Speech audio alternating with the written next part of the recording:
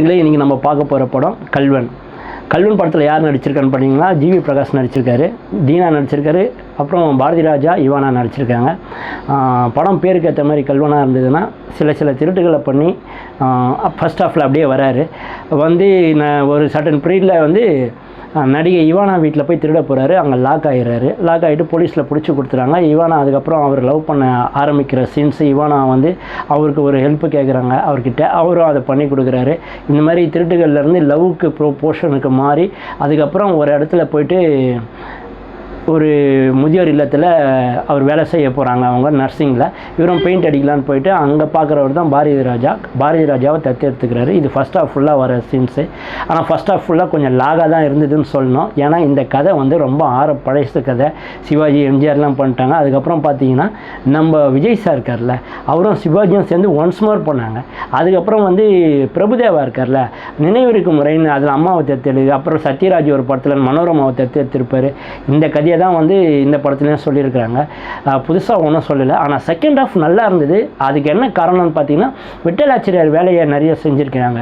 என்ன மாதிரி வேலை செஞ்சுருக்கிறாங்கன்னா, இந்த யானைகளை உள்ளே வச்சு யானையை பயம்படுத்துகிற மாதிரி, அது காட்டுப்பகுதியில் நடக்கிற மாதிரி, இவரை கொல்ற மாதிரி, இவர் யானைகிட்ட ஒரு மிஸ்மரிசம் பண்ணுற மாதிரி.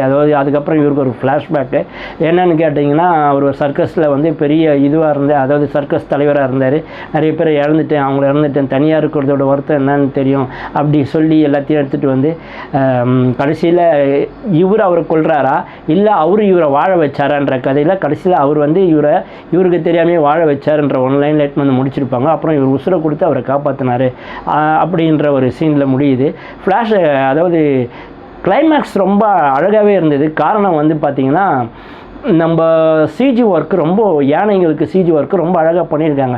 இந்த சிஜி ஒர்க் பண்ண ஒருத்தர் தான் நடுவில் புளியை விரட்டுற சீன் ஒன்று இருக்குது. அதில் ரொம்ப சிஜி ஒர்க்கு கேவலமாக பண்ணதுனால ஒட்டுமொத்த படமும் வேஸ்டான மாதிரி ஆகிப்போச்சு.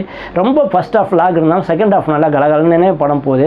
செகண்ட் ஹாஃப்காக குழந்தைங்களும் குடும்பத்தார்களும் பார்க்க வேண்டிய ஒரு படமாக இருக்குது. ஃபஸ்ட் ஹாஃப் கொஞ்சம் லாக் தான். படத்தில் இன்னும் லென்த்தி டைலாக்லாம் இவருக்கு கொடுத்துருக்கலாம், பிரகாஷ்க்கு, ஜிவி பிரகாஷ்க்கு. பட் அது கொடுக்கல.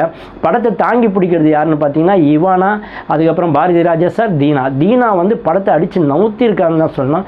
வேறு ஒரு பரிமாணம். இன்னொரு விஷயம், நம்ம பாரதி ராஜா சார் டைரக்ஷன் நிறைய பார்த்துருப்போம். ஆனால் இந்த மாதிரி ஒரு படத்தை அவர் பண்ணியிருப்பார், இந்த மாதிரி ஒரு ஆக்டிங் வேரியேஷனை காமிப்பார்னு கொஞ்சம் துளி கூட எதிர்பார்க்கலாம். அவ்வளோ அழகாக நடிச்சிருக்காரு. இவானாவும் அவங்க பங்குக்கு ரொம்ப அழகாகவே பண்ணியிருக்காங்க. இவானாவுக்கும் ஜிவி பிரகாஷ்க்கும் இருக்க லவ் பார்த்திங்கன்னா ரொம்ப நேச்சுரலாக இருக்கும். ஒரு சாதாரண அந்த முகமும் ஸ்கூல் படிக்கிற பொண்ணுக்கு எப்படி ஒரு யூனிஃபார்ம் செட் ஆகுமோ அதே மாதிரி அது முடித்த உடனே அவங்க சேலையில் வரப்போ அந்த காஸ்டியூமும் அவங்களுக்கு பயங்கரமாக செட் ஆச்சுன்னு தான் சொல்லணும். ரொம்ப அழகாகவே இருக்குது இந்த படம். ஆனால் ஒன் டைம் வாட்சபிள் தான். நீங்கள் தேட்டருக்கு போயிட்டு உங்கள் குழந்தைங்களோட பாருங்கள், நல்ல எக்ஸ்பீரியன்ஸ் கிடைக்கும்.